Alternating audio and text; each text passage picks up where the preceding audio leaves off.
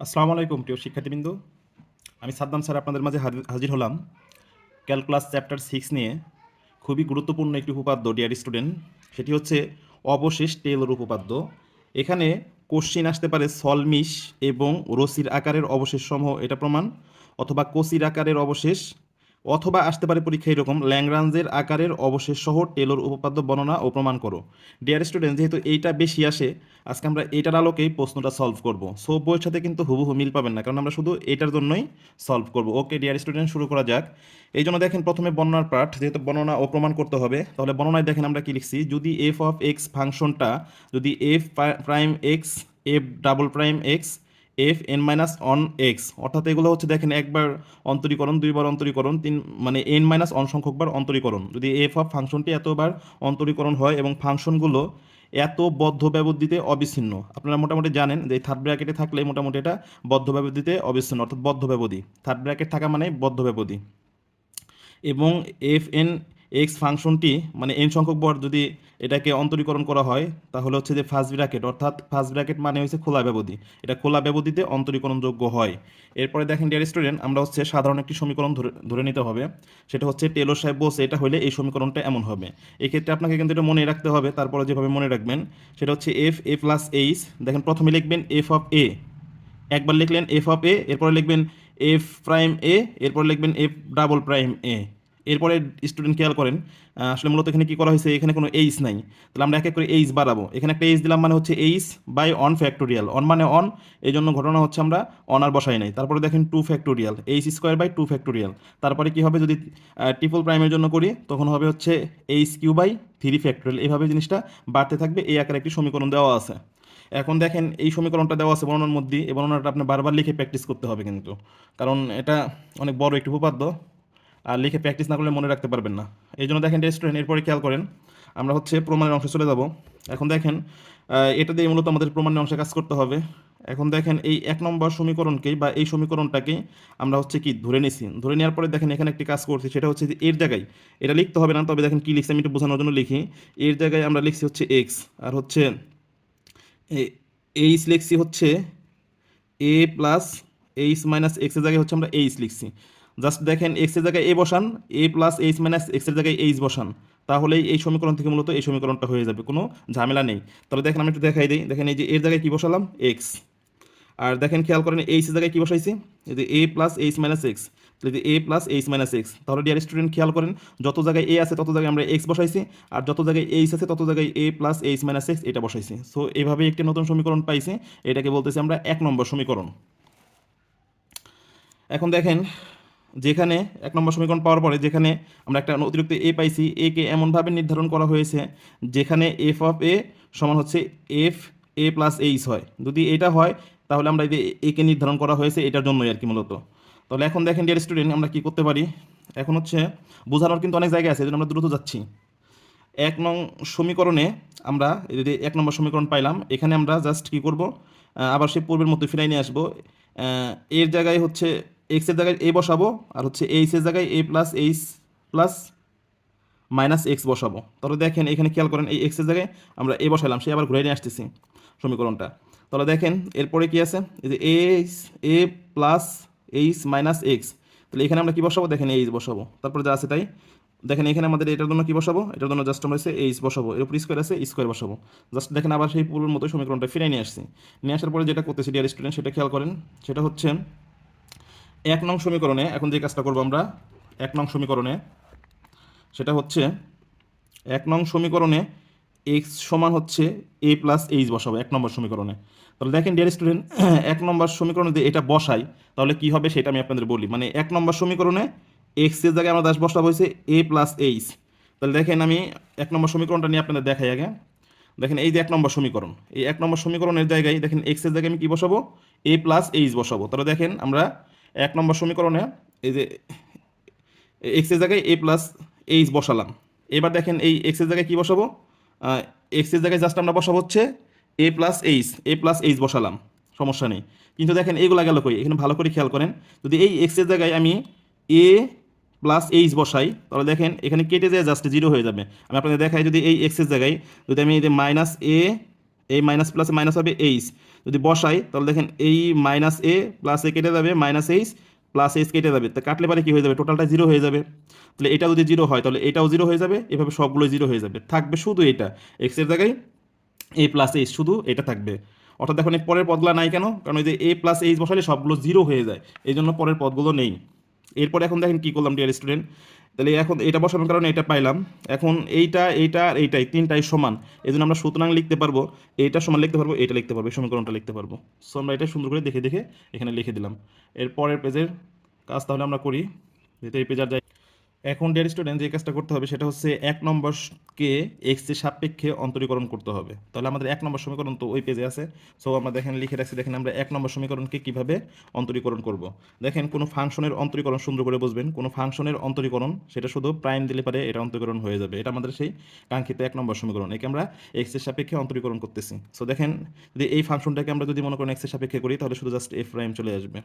এরপরে খেয়াল করেন ডিয়ার স্টুডেন্ট, যদি আমরা এইটাকে অন্তরীকরণ করি তাহলে কি হবে, দেখেন এটাকে দুইটা পার্টে বিভক্ত করতে হবে, একটাকে ইউ একটাকে ভি ধরে নিতে হবে। মনে করেন এটাকে আমি ইউ ধরে নিলাম, এটাকে আমি ভি ধরে নিলাম।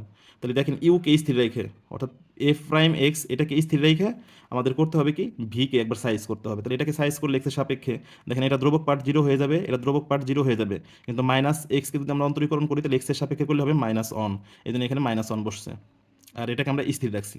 এখন আমাদের কাজ কি পরের বার, এখন হচ্ছে এই ভিকে স্থির রাখতে হবে, অর্থাৎ দেখেন এটাকে আমরা স্থির রাখছি, এবার এটাকে সাইজ করতে হবে। তাহলে অর্থাৎ মানে এটা হচ্ছে ইউভির সূত্র। তাহলে দেখেন আমি হচ্ছে এটাকে আমরা স্থির রাখলাম, এটাকে করব, তাহলে এটাকে করলে দেখেন ডাবল প্রাইম চলে আসবে। ওকে, এরপরে খেয়াল করেন ডিয়ার স্টুডেন্ট, আমাদের এটার কাজ শেষ, এখন এটা। তাহলে আবার যদি মনে করেন এটাকে আমরা হচ্ছে ইউ ভাবি, এটাকে যদি ভি ভাবি, তাহলে ইউকে রেখে, তাহলে দেখেন ইউকে রেখে দিলাম, ইউকে রেখে দিয়ে কী করতে হবে আমাদের, ভিকে সাইজ করতে হবে, অর্থাৎ এটাকে করতে হবে। তাহলে এটাকে যদি একবার অন্তরীকরণ করি তাহলে দেখেন এই টুটার সামনে চলে আসবে, আর টু ফ্যাক্টোরিয়াল মানে তো টুই, সমস্যা নেই। এবার দেখেন এটাকে কিন্তু আমরা একবার অন্তরীকরণ করছি, ডিয়ার স্টুডেন্ট খেয়াল করেন টুকে একবার আনলাম কিন্তু এটা তো আর এক্স না, তাহলে আরেকবার করতে হবে। তাহলে এই ক্ষেত্রে যদি আরেকবার করি তাহলে দেখেন সেই ঘুরে ফিরে আমি যদি এটাকে করি, একবার করছি এটাকে করে মাইনাস অন হয়েছে, এই জন্য মাইনাস অন বসালাম। এরপরে কাজ কি, এটাকে এখন স্থির রাখতে হবে, দেখেন এটাকে আমি স্থির রাখলাম, বা টু ফ্যাক্টরিয়াল এখানে দিতে পারেন, সমস্যা নেই। এটাকে আমি স্থির রাখলাম, মানে যেমন আছে তেমন রাখলাম, তাহলে এটাকে করতে হবে। তাহলে এটাকে করলে দেখেন দুইটা প্রাইম আছে, জাস্ট এটাকে করলে তিনটা প্রাইম হয়ে যাবে। ওকে, তাহলে এটাকে দেখেন ইউভি ফরম্যাট প্রকাশ করছি, আমি সূত্রটাও লিখে দেখাতে পারি আপনাদের, দেখেন ডি বাই ডিএক্স ইউভি, অর্থাৎ কী করতে হয়, ইউকে স্থির রেখে আপনার হচ্ছে ভিকে করতে হয়, আর হচ্ছে ভিকে স্থির রেখে একবার ইউকে করতে হয়, আমরা এই ফরম্যাটগুলো প্রয়োগ করতেছি এখানে মূলত। তাহলে দেখেন সেমভাবে আমরা হচ্ছে এটা করলাম, এখন সেমভাবে এটা করব, এটাকে করতে হবে। তাহলে এটাকে করলে কি হবে, দেখেন আমাদের এটাকে করলে হবে, দেখেন এটাকে আমরা স্থির রাখলাম, দেখেন স্থির রাখলাম এটাকে, জাস্ট আমরা আমরা একটু আগাই নেই, হ্যাঁ জাস্ট দেখেন আমরা হচ্ছে এটাকে স্থির রাখ, সরি এটাকে স্থির রাখলাম, কারণ এটাকে করতে হবে। তাহলে এটাকে করলে পরে দেখেন এন মাইনাস ওয়ানটা সামনে চলে আসবে, আর সূত্র সূত্র দেখেন এন মাইনাস অন হবে, সো আমরা এটা বসাই দিলাম, আর নিচে যা আছে তাই থাকলো। আর যদি আমরা আরেকবার করি তাহলে দেখেন খেয়াল করেন ঘুরে ফিরে কিন্তু সেই অনই আসবে, কারণ এটা থাকবে না, তখন এটা ঘুরে ফিরে মাইনাস অনই হবে। এরপরে দেখেন খেয়াল করেন ডিয়ার স্টুডেন্ট, এটাকে আমরা স্থির রাখবো, করবো হচ্ছে এটাকে, তাহলে জাস্ট দেখেন এটাকে যদি করি তাহলে একটা অন চলে আসবে অতিরিক্ত, তাহলে অন কেটে যায়, শুধু জাস্ট এন হবে। ওকে, এরপরে হচ্ছে আমাদের করতে হবে এটাকে, তো জাস্ট দেখেন ডিয়ার স্টুডেন্ট, আমরা একে হচ্ছে আমরা কী করব, ধ্রুবক বিবেচনা করে এটাকে স্থির রাখবো, জাস্ট শুধু এটাকে করে দিলেই হয়ে যাবে। তাহলে এই এনটা একবার সামনে চলে আসবে, আর এটা সূত্র, তাহলে এন মাইনাস অন হয়ে যাবে, নিচে যা আছে তা থাকবে, অসুবিধা নেই। এবার দেখেন আমাদের এখানে এক্সের সাপেক্ষে এটাকে আমরা অন্তরীকরণ করে দিলাম। ডিয়ার স্টুডেন্ট দেখেন এক্সের সাপেক্ষে আমরা এটাকে অন্তরীকরণ করে দিলাম। এখন ক্যালকুলেশনের পালা, একটু বোঝার চেষ্টা করেন ডিয়ার স্টুডেন্ট, আমি খুব সহজে আপনাদের বুঝিয়ে দিচ্ছি।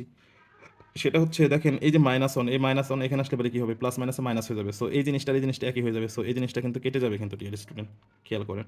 এরপরে দেখেন এখানে যা আছে আপনার মূলত হচ্ছে এইখানে যা আছে, যদি এখানে যা আছে এখানে কি তাই আছে আমাদের, A plus H minus X double prime, হ্যাঁ দেখেন ডিয়ার স্টুডেন্ট এই টু আর টু যদি কেটে যায়, এই মাইনাস আর প্লাস যদি মাইনাস হয় তাহলে দেখেন এখানেও যা আছে এখানেও তাই আছে, হিসাব করে দেখেন এখানেও যা আছে এখানেও তা, সো এটা কেটে যাবে। তাহলে এখন আমাদের থাকবে কি, সবই যদি কেটে যায় থাকবে কি আমাদের, দেখেন ডিয়ার স্টুডেন্ট এই এই জিনিসটা কিন্তু আমাদের খেয়াল করেন ডিয়ার স্টুডেন্ট, এখানে ট্রিপল প্রাইম আছে, ট্রিপল প্রাইম আছে, দেখেন ডিয়ার স্টুডেন্ট এখানে একটা প্লাসের অংশ আছে, তাহলে দেখেন এই দেখেন ডট ডট মারা আছে, তাহলে এখানে একটা মাইনাসের অংশ ডট ডটের মধ্যে আছে, তাহলে এইটা আর এই মাইনাসের মধ্যে এই ডট ডটের মধ্যে যেটা আছে এটা কেটে যাবে। সেমভাবে ডিয়ার স্টুডেন্ট খেয়াল করতে হবে আপনাদের, এই যে এখানে যে এটা প্লাস অংশ বা সরি মাইনাস অংশ আছে, এর আগে কিন্তু একটি প্লাস অংশ আছে এই ডট ডটের মধ্যে, এই অংশটা আর ডট ডটের মধ্যে অংশটা কেটে যাবে। তাহলে আমাদের জাস্ট থাকবে কি, থাকবে হচ্ছে জাস্ট আমাদের হচ্ছে এইটা, আর থাকবে হচ্ছে জাস্ট আমাদের হচ্ছে এইটা। তাহলে এই দুইটা অংশ থাকবো, বাদ বাকি সবগুলোই কেটে যাবে। ওকে, এরপরে দেখেন আমাদের শর্ত যেটা বলতেছে সেটা হচ্ছে, যেহেতু এফ অফ এক্স ফাংশন এত ব্যবধিতে অবিচ্ছিন্ন আর এত খোলা ব্যবধিতে অন্তরীকরণযোগ্য, সেই বর্ণনায় বলছিলাম, তখন যদি এটা হয় তাহলে এটা সমান এটা হয়। এই ক্ষেত্রে যদি এটা হয়, এই শর্তগুলো মানে, তাহলে আমাদের এফ অফ এক্স ফাংশনে রুলের উপপাদ্য সকল শর্তই পালন করবে। রুলের উপপাদ্য আমরা আগে পড়ে আসছি, যদি এই শর্তগুলো মানে তাহলে রুলের সকল শর্তই পালন করবে। আর রুলের উপপাদ্য থেকে আমরা জানি এফ প্রাইম সি সমান হচ্ছে 0, আবার এটাকে লেখা যায় সি এর জায়গায় এ প্লাস থিটা এইচ, মানে সি সমান এটা লেখা যায়। এবার জাস্ট দেখেন ডিয়ার স্টুডেন্ট, খেয়াল করেন আমরা কি করতেছি। 4 নম্বর সমীকরণে জাস্ট আপনি দেখে দেখে, 4 নম্বর সমীকরণ যেটা, জাস্ট আপনি দেখে দেখে যত জায়গায় এক্স আছে তত জায়গায় এ প্লাস থিটা এইচটা বসিয়ে দিন।